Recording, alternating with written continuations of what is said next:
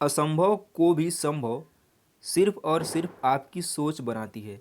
काम कितना भी कठिन हो, यदि आपने ठान लिया है कि हम उसको करके रहेंगे तो डेफिनेटली आप उसको कर पाएंगे, क्रैक कर पाएंगे और आप उस पर विजय प्राप्त कर पाएंगे। आप जिस भी एग्ज़ाम की तैयारी कर रहे हो, किसी किसी भी एग्ज़ाम का हो, टीजीटी पिछली के अलावा और भी कोई एग्ज़ाम हो आपका टारगेट कर रहे हो, और आपने अगर ठान लिया है कि आप इस बार उसको क्रैक करके रहेंगे, तो कोई रोकने वाला नहीं है और कोई रोक नहीं पाएगा आपको उस परीक्षा को पास करने से। तो ये चीज़ आप अपने अंदर रखें, विल पावर सबसे ज़्यादा रखें, जिससे कि आपको कठिनाई ना हो आपके मंजिल तक पहुंचने में। तो नमस्कार दोस्तों, मैं राम सिंह स्वागत करता हूं आपका अपने यूट्यूब चैनल यूनिवर्स क्लासेज में। बात कर रहे हैं हम टीजीटी पीएचडी के लिए भूगोल के प्रैक्टिस सेट की। यह इंपॉर्टेंट है टीजीटी पीएचडी, एलटी ग्रेड और यूपी पीसीएस के लिए भी, या फिर आप सुपर टेट देने वाले हैं। चलिए शुरू करते हैं आज के इस महत्वपूर्ण सेशन को। नर्मदा और ताप्ती द्रोणी निम्नलिखित राज्यों में से किन से होकर गुजरती है? महाराष्ट्र, मध्य प्रदेश, महाराष्ट्र छत्तीसगढ़, मध्य प्रदेश गुजरात और मध्य प्रदेश राजस्थान। तो नर्मदा और जो ताप्ती द्रोणी है यह गुजरती है महाराष्ट्र और मध्य प्रदेश से। ए वाला ऑप्शन करेक्ट है। इससे संबंधित कुछ इन्फॉर्मेशन आप नोट कर लीजिए।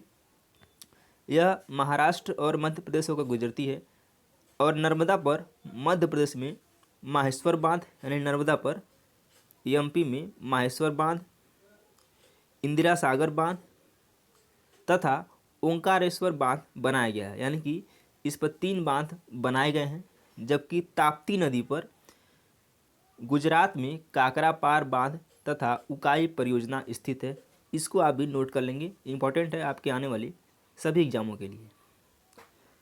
कांडला बंदरगाह निम्नलिखित किस प्रदेश में स्थित है? केरल, महाराष्ट्र, गुजरात या फिर तमिलनाडु। तो कांडला कहाँ पे है? यह गुजरात में स्थित है। सी ऑप्शन क्या है? करेक्ट हो जाएगा। और यह कैसा बंदरगाह है? यह एक ज्वारी पत्तन है। यह भारत का प्रमुख आयातक पत्तन है जहाँ से पेट्रोलियम एवं संबंधित उत्पादों का आयात किया जाता है, यानी कि पेट्रोलियम से रिलेटेड जो भी उत्पाद होते हैं उसको यहाँ से आयात किया जाता है। चलिए अगला क्वेश्चन लेते हैं। केरल का पेट्रोपॉलिटन शहर है, ये मेट्रोपॉलिटन होने वाला था, कोझिकोड, तुस्सूर, कोची या फिर कोल्लम। तो केरल का जो मेट्रोपॉलिटन शहर कौन सा है? वह है कोची। सी वाला ऑप्शन करेक्ट है। या आपको इसको मेट्रो कर लीजिएगा, एक पेट्रो लिख दिया है। पारादीप बंदरगाह किस खनिज के निर्यात के लिए प्रसिद्ध है? जिंक, लौह अयस्क, कापर या फिर पेट्रोलियम। तो पारादीप जो बंदरगाह है वह प्रसिद्ध है अयस्क के निर्यात के लिए। बी ऑप्शन क्या है? करेक्ट है।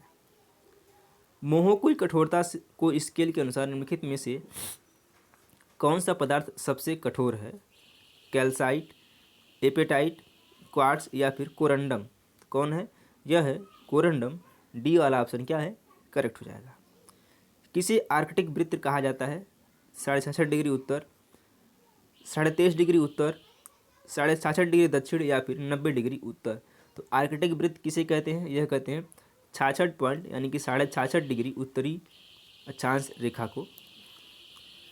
ऑप्शन नंबर ए क्या है? करेक्ट हो जाएगा। किसी एक चट्टान को उसके पर्यावरणीय उत्पादन के रूप में समझना चाहिए। जब पर्यावरण में परिवर्तन होता है तो चट्टान भी परिवर्तित हो जाती है। यह किसने कहा था? इंपॉर्टेंट है ये स्टेटमेंट। ए के लावेक, पीजी वारसेस्टर, वीसी वर्चफुल या फिर डब्ल्यू जे मिलर ने। यह किसने कहा है? यह कहा है ए के लावेक ने। ए ऑप्शन करेक्ट हो जाएगा। महाद्वीपीय प्रवाह सिद्धांत का प्रतिपादन निम्नलिखित में से किसके द्वारा किया गया है? Lothian green, Wagner, Lord kelvin या फिर लैपवर्थ एवं लव के द्वारा। तो यह किया गया है वैगनर के द्वारा। बी ऑप्शन सही है। विवर्तनिक बल के कारण निम्नलिखित में से किस लक्षण का निर्माण होता है? हैंगिंग घाटी, यू आकार की घाटी, अंध घाटी या फिर रिफ्ट घाटी। तो किसके थ्रू होता है? यह होता है रिफ्ट घाटी। डी ऑप्शन सही है।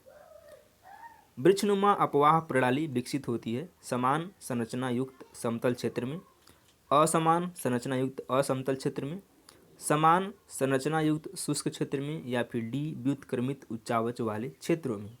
तो यह किस में होता है? यह होता है समान संरचना युक्त समतल क्षेत्रों में। ए ऑप्शन करेक्ट है। हम उम्मीद करते हैं कि आपको यह सेशन मज़ा आ रहा होगा देखने में और यदि आपको पसंद आ रहा है तो वीडियो को लाइक ज़रूर कर लें, और चैनल को यदि आपने अभी तक सब्सक्राइब नहीं किया है तो सब्सक्राइब कर लें।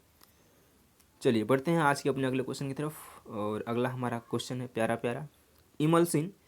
इमलिन्स और एस्कर भूमि के वह प्राकृतिक रूप हैं जो किसके द्वारा बनते हैं? हिमनद, नदियों, पवन या फिर काष्ठ स्थलाकृत के द्वारा। तो यह हिमनद द्वारा बनते हैं। ऑप्शन नंबर ए हमारा सही है। प्लेट विवर्तनिकी सिद्धांत के अनुसार दीपी चापों तथा दीपी तोरणों का निर्माण परिणाम है किसका?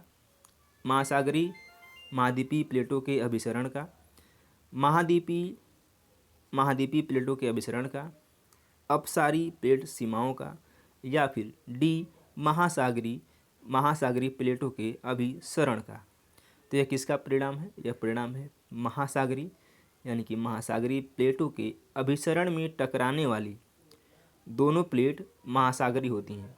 तो अपेक्षाकृत अधिक घनत्व वाली प्लेट का अधक्षेपण होता है तो गर्त एवं ज्वालामुखी द्वीप का निर्माण होता है। डी ऑप्शन सही है। सूची 1 को सूची 2 से सुमेल करना है और बताना है, एक तरफ दिया है सतह दशा और दूसरी तरफ दिया वर्षण क्षमता सूचकांक। वन कितना है? यह 64 से 127, यहाँ कुछ कट हो गया, 64 से 127, चौथा हो जाएगा। और मरुस्थल 16 से कम। वर्षा प्रचुर वन, यह 127 से ज़्यादा होता है, यानी कि ये वाला करेक्ट है। और घास स्थल ये 32 से 63 होता है। ए का 4, बी का 2, ए का 4, बी का 2, सी का 1 ऑप्शन नंबर डी में दिया गया है और डी हमारा करेक्ट आंसर है। डेविसन धारा कहाँ की तटीय प्रतिधारा है? उत्तरी प्रशांत महासागर, दक्षिणी प्रशांत महासागर, अंध महासागर या फिर हिंद महासागर। यह कहाँ की प्रतिधारा है? यह प्रतिधारा है उत्तरी प्रशांत महासागर की। ऑप्शन नंबर ए करेक्ट है।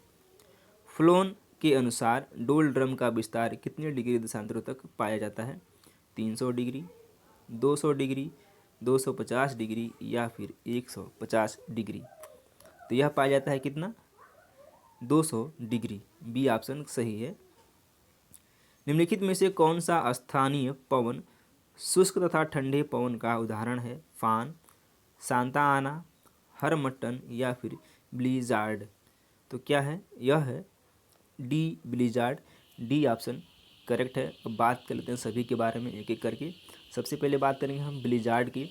तो यह अमेरिका एवं रूस में साइबेरिया क्षेत्र में चलने वाली शीतल एवं शुष्क पवन है। बात कर रहे हैं ब्लिजार्ड की। यूएसए एवं रूस में साइबेरिया क्षेत्र में चलने वाली शीतल शुष्क पवन है। अब बात करते हैं फान की। तो फान क्या है? यह शुष्क गर्म आल्प्स पर्वतीय पवन है जो कि फ्रांस और इटली में चलती है। अब बात करते हैं सांता आना की। तो यह जो है गर्म शुष्क रेतीली यानी कि कैलिफोर्निया में चलती है। और हरमट्टन गर्म अति शुष्क धूल भरी सहारा से गिनी तट की ओर इसे डॉक्टर पवन भी कहते हैं। किसको? हरमट्टन को। इसका एक और निकनेम है डॉक्टर पवन, याद रखिएगा, पूछा जा सकता है। निम्नलिखित में से कौन सा युग्म सही नहीं है? पंपास अर्जेंटीना में, डाउन्स ऑस्ट्रेलिया में, वेल्ड दक्षिण अफ्रीका में, लानोज चिली में नहीं, ये वेनेजुएला में है। वेनेजुएला के घास के मैदान है ये, और यही हमारा क्या है? करेक्ट है। अगला क्वेश्चन लेते हैं। मानव भूगोल बेचैन मानव और अस्थिर पृथ्वी के मध्य बदलते संबंधों का अध्ययन है। यह परिभाषा किसने दिया है? हटिंगटन, ईसी सैम्पुल, जी टेलर या फिर डी स्टम्प ने। यह परिभाषा है ईसी सैम्पुल का। बी ऑप्शन सही है, करेक्ट है। निम्नलिखित में से कौन सी संकल्पना विडाल डिला ब्लास से संबंधित है? दृश्य भूमि, जीव भूविस्तार, गणितीय भूगोल, पार्थिव संपूर्णता या फिर दृश्य भूमि। तो कौन सा है? यह है पार्थिव संपूर्णता। सी विल बी राइट। निम्नलिखित में से जनसांख्यिकी संक्रमण की कौन सी अवस्था अल्प विकास की अवस्था को दर्शाती है? उच्च स्थिर अवस्था, प्रारंभिक बढ़ती हुई अवस्था, देर से बढ़ती हुई अवस्था या फिर निम्न स्थिर अवस्था। कौन सी है? यह है उच्च स्थिर अवस्था। ए ऑप्शन करेक्ट है। कौन सी विनिमय क्रिया नहीं है? माल परिवहन, दूर संचार, खुदरा व्यापार या फिर प्रबंधन। तो विनिमय प्रक्रिया कौन सी नहीं है? यह डी है, प्रबंधन। यह एक मैनेजमेंट है और क्योंकि इसमें किसी भी वस्तु का आदान प्रदान नहीं होता है, बल्कि माल परिवहन, दूर संचार और खुदरा व्यापार विनिमय क्रिया के क्या है? एग्जाम्पल है, जबकि प्रबंधन क्या है? ये एक मैनेजमेंट सिस्टम है। संयुक्त राज्य अमेरिका के उत्तर पूर्वी समुद्र तट के नगरीय प्रतिरूप के वर्णन हेतु मेगालोपोलिस शब्द का प्रयोग किया गया था। C.D. हैरिस ने किया था, जी गाटमैन ने किया था, ब्रायन बेरे ने किया था या फिर हैरोल्ड मेनर ने किया था। तो यह किया था जीन गाटमैन ने। बी ऑप्शन करेक्ट है। संयुक्त राज्य अमेरिका का सबसे बड़ा लौह अयस्क उत्पादक क्षेत्र कौन सा है? उत्तरी पूर्वी अप्लेशियन प्रदेश, अलबामा प्रदेश, पश्चिमी प्रदेश या फिर सुपीरियर झील प्रदेश। यह है सुपीरियर झील प्रदेश। डी ऑप्शन करेक्ट है और यह अमेरिका का सुपीरियर झील प्रदेश जो है यही प्रसिद्ध है। डी ऑप्शन करेक्ट है। बाण सागर परियोजना स्थित है बिहार में, मध्य प्रदेश में, उड़ीसा में या फिर उत्तर प्रदेश में। तो बाण सागर परियोजना उत्तर प्रदेश में स्थित है। डी ऑप्शन क्या है? हमारा करेक्ट है। और यह उत्तर प्रदेश एवं मध्य प्रदेश की संयुक्त परियोजना है जो सोन नदी के पानी उपयोग हेतु बनाई गई है। तो यह यूपी और एमपी की संयुक्त परियोजना है और यह सोन नदी पर है, ये भी याद रखना है। गंगा के मैदानी भाग में पुरातन जलोढ़ मिट्टी को कहते हैं भाबर, बांगर, खादर या फिर तराई। इसको कहते हैं बांगर। बी ऑप्शन सही है। जियोवाइड का आकार क्या है? पूर्ण वृत्ताकार, अंडाकार, पूर्ण वृत्त या फिर चौकोर आकार। तो इसका आकार कैसा है? इसका आकार जो है अंडाकार है। बी ऑप्शन सही है। निम्नलिखित में से किस विद्वान ने सामान्य बनाम विशेष भूगोल के द्विभाजन की नींव रखी थी? Immanuel Kant, Sebastian Munster, Bernhard Varenius या फिर पीटर एपियन ने? तो किसने रखी थी? यह रखी थी बर्नार्ड वारेनियस ने। सी ऑप्शन सही है। टार की उत्पत्ति किस चट्टान में बहुतायत होती है?